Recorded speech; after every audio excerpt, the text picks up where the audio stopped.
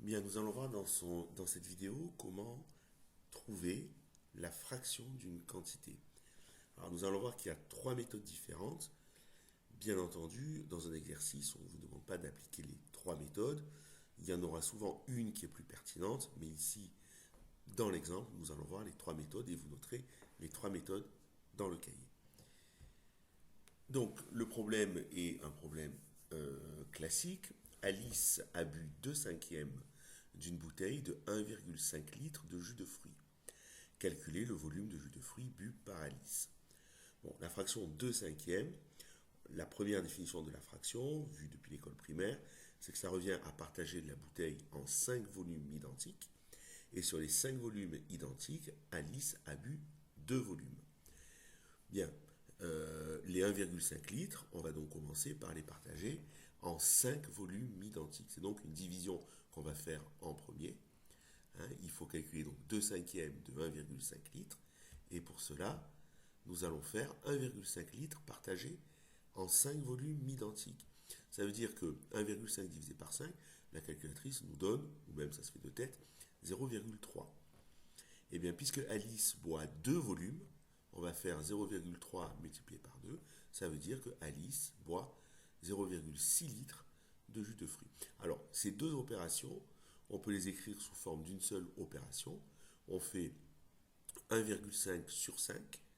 N'oubliez pas qu'une fraction, ça revient à faire une division. Donc 1,5 divisé par 5, 0,3. Et le résultat, on le multiplie par 2, ça fait bien 0,6. Donc, dans un exercice, au lieu d'écrire ces trois étapes, vous pouvez écrire uniquement cette étape-là. Deuxième méthode. Deuxième méthode, c'est une méthode qui fonctionne tout le temps, même quand les fractions sont des fractions qui ne tombent pas justes. Donc, vous avez vu dans l'activité que, en fait, boire 2/5 de 1, d'une bouteille de jus de fruits, ça revient au même que de boire 1/5 de 2 bouteilles de jus de fruits. Donc, on va calculer d'abord le volume de 2 bouteilles de jus de fruits, c'est-à-dire on va faire d'abord une multiplication, 1,5 fois 2, ou 2 fois 1,5, ça fait 3 litres. Et ensuite, on va calculer 1/5 de ce résultat, c'est-à-dire 3 divisé par 5. Et 3 divisé par 5, la calculatrice nous donne 0,6. Bien entendu, on trouve le même résultat. Alice va boire 0,6 litres de jus de fruits. En fait, plutôt que d'écrire ces deux opérations, même si vous les écrivez dans votre cahier, dans un exercice, on peut se contenter d'écrire 1,5 fois 2, un grand trait de fraction, sur 5. Ça veut dire qu'on va faire en priorité 1,5 fois 2, ça fait 3, et après 3 divisé par 5, ça fait bien 0,6.